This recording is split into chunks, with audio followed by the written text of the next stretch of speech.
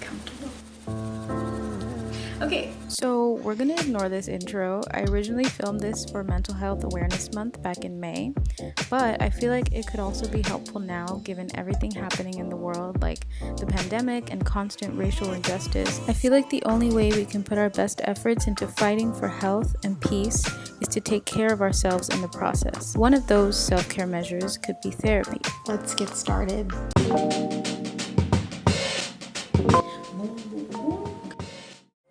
One of the most popular mental health search databases is on Psychology Today. You can search for therapists, psychiatrists, treatment centers, and support groups on there. It's my favorite website to use because it's so customizable, and since a lot of providers use it, you have more options to choose from. I'm going to do a more detailed look into this website later on in the video. Another place that you can search for providers is through your insurance. You can call or you can look on your specific insurance company's website, and they'll have a listing, or they'll usually have a listing of providers that are in network for you.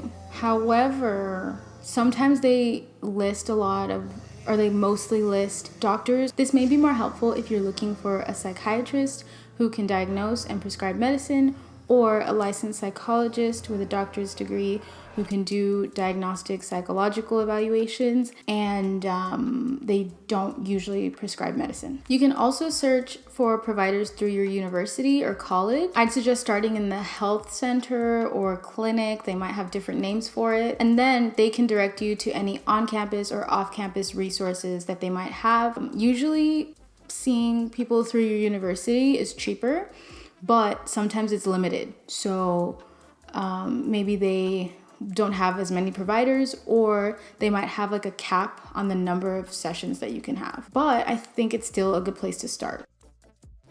If you want to search specifically for Black mental health providers, you can use the website Therapy for Black Girls or Therapy for Black Men. A lot of these providers will also list themselves on Psychology Today. The way that you can find them is to click on African American under the ethnicity served section. This will include both Black providers or providers whose client focus is Black people. You can also choose other categories under the ethnicity served section. Some providers will list that they work with multicultural issues or racial identity under the issues section. They might also have racial justice allied listed under the communities that they are aligned with. In my opinion, your therapist doesn't necessarily need to be the same ethnicity as you, but I think it's important to find someone who is culturally aware and sensitive, because it's really important in therapy to feel seen and heard, and that can kind of be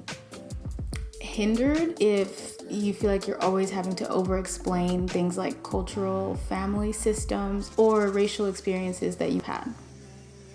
The NAMI website, which stands for the National Alliance on Mental Illness, is a really great website where you can find resources, especially if you're in that limbo period, if you're waiting to be seen, or if you're waiting for a provider who takes your insurance that's in your insurance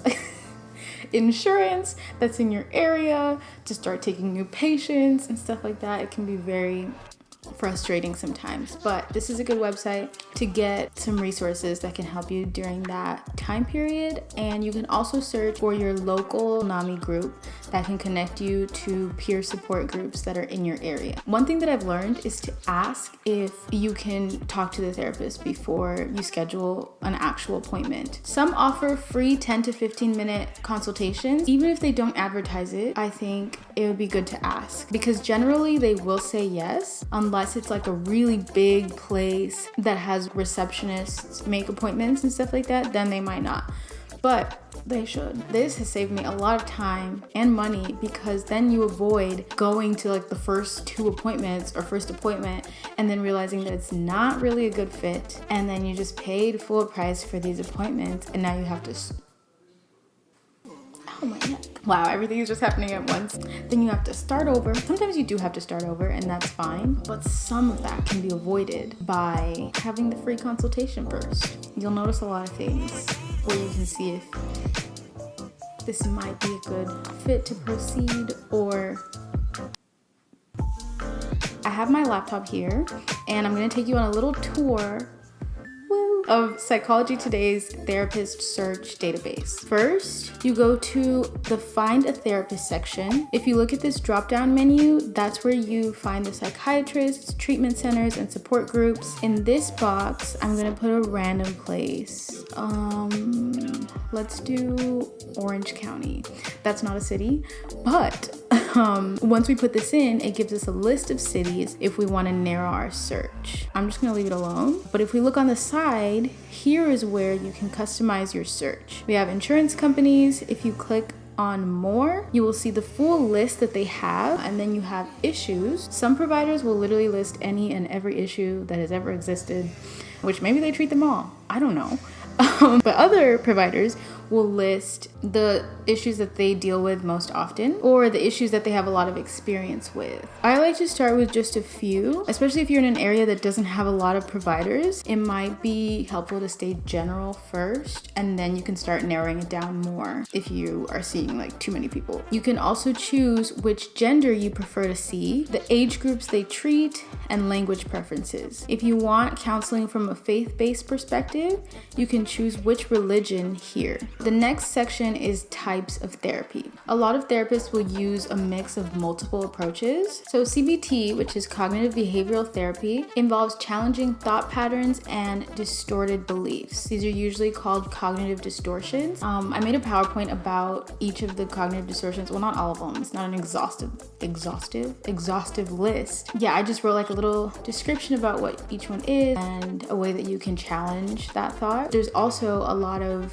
resources online and charts and stuff like that. DBT, dialectical behavioral therapy, started as a treatment for borderline personality disorder, and it's used for a lot of other diagnoses to help people regulate their emotions and tolerate distress in a healthy way. Because there are so many listed here and I don't know what all of them are, I will usually pick the ones that I do know and know that I want.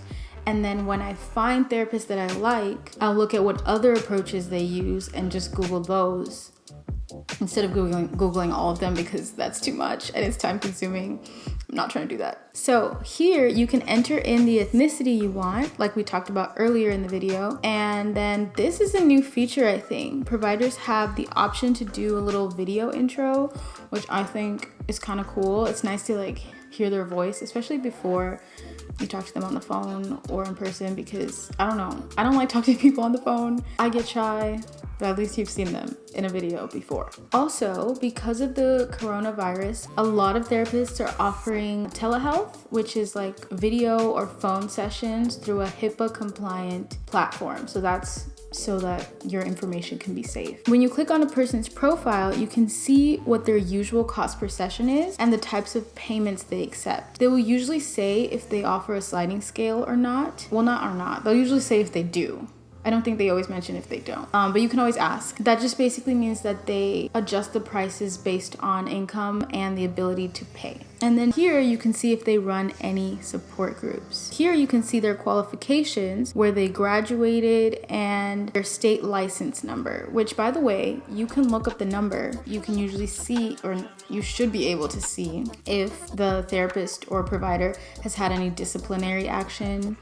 I want to avoid that. I'm not sure if it shows you all the details about the disciplinary actions, but I'll just leave it at that. You can usually find it on the state licensing board's website. Type in your state and then counselor licensing board. I usually take screenshots of the ones that I like as I'm searching, because Psychology Today does not have a save feature, which Psychology Today, if you want to add that would be great.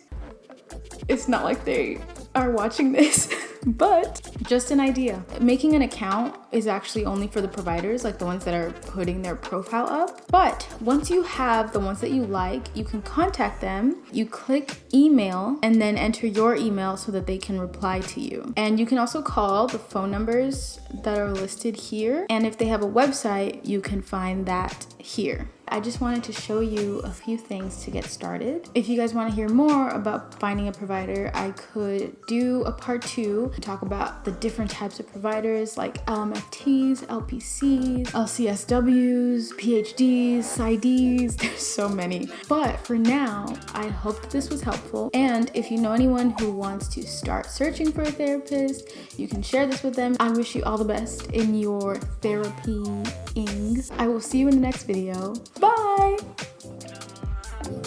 It's dark outside now.